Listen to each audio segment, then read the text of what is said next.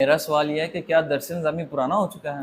اگر درس نظامی پرانا ہو چکا ہے تو پھر تمام یونیورسٹی سے درس نظامی کو نکال دیں۔ نہیں، میں نے تو نہیں دیکھا کہ یہ یونیورسٹی میں بھی پڑھایا جاتا ہو۔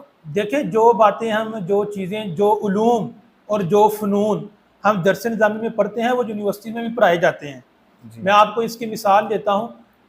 درس نظامی میں پہلے دن جو بچہ آتا ہے نا، پہلے دن بچے کو وہ پڑھایا جاتا ہے جو یونیورسٹیز میں ایم اے کے لیول کے بچے کو پڑھایا جاتا ہے۔ وہ کیسے؟ اب آپ دیکھیں جب بچہ پہلے دن جامعہ میں آتا ہے، اولیٰ میں داخلہ لیتا ہے، تو اس کو پڑھایا جاتی ہے لفظ کی تعریف، کہ لفظ ما یتلفظ به الانسان، کہ جس کا انسان تلفظ کرتا ہے۔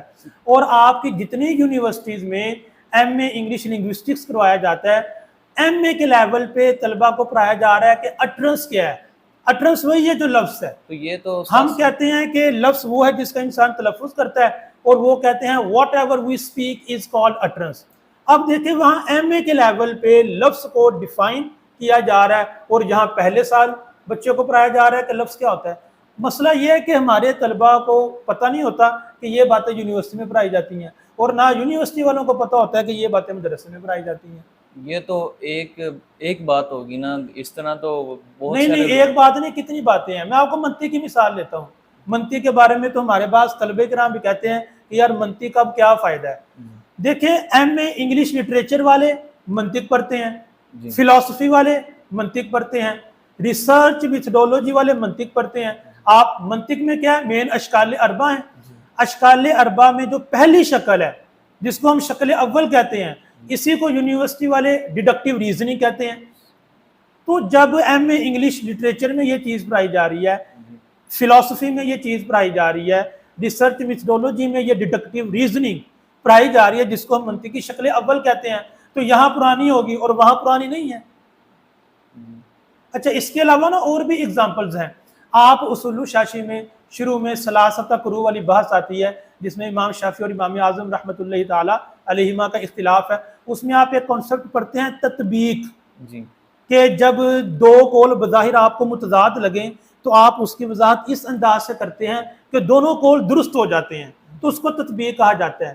یہ تطبیق کو انگلش میں سنتھسس کہا جاتا ہے، اور پاکستان کی تمام یونیورسٹیز میں یہ تطبیق کا کنسپٹ پڑھایا جاتا ہے، وہ بھی ایم فل کے لیول پہ۔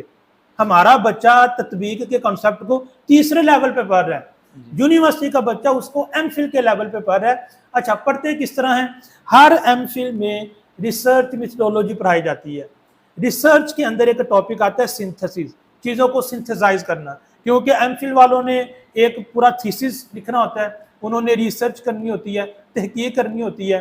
اب ان کے سامنے مختلف اقوال آتے ہیں جو بظاہر متضاد ہوتے ہیں، تو انہوں نے اس کی ایسی ایکسپلینیشن کرنی ہوتی ہے کہ وہ تمام اقوال، وہ تمام باتیں درست ثابت ہو جائیں۔ اسی کو تطبیق کہا جاتا ہے۔ مثال کے طور پہ میرے بارے میں میرا ایک شاگرد کہتا ہے کہ استاد صاحب نے درس نظامی کیا ہوا ہے، دوسرا شاگرد کہتا ہے نہیں استاد صاحب نے تو ایم انگلش کیا ہوا ہے۔ جب دونوں میرے پاس آتے ہیں تو میں کہتا ہوں میں نے دونوں کیے ہوئے ہیں، تو میں نے ایسی بات بیان کی کہ دونوں کی باتیں درست ہوگی۔ تو اب جو میری یہ بات ہے نا کہ میں نے دونوں کیے ہوئے ہیں، اسی بات کو تطبیق کہا جاتا ہے۔ انگلش میں اس کو سنتھسس کہتے ہیں۔ سنتھسس ناؤن ہے اور سنتھسائز یہ ورب ہے۔ پوری دنیا کی یونیورسٹیز میں یہ کنسپٹ پڑھایا جاتا ہے، لیکن ہمارے طلبہ کو پتہ نہیں کہ یونیورسٹی میں یہ کنسپٹ پڑھایا جاتا ہے، اور یونیورسٹی کے طلبہ کو پتہ نہیں کہ ہمارے ہاں یہ کنسپٹ پڑھایا جاتا ہے۔ تو چیزیں پرانی نہیں ہیں، اگر چیزیں پرانی ہیں تو یونیورسٹی سے نکال دے۔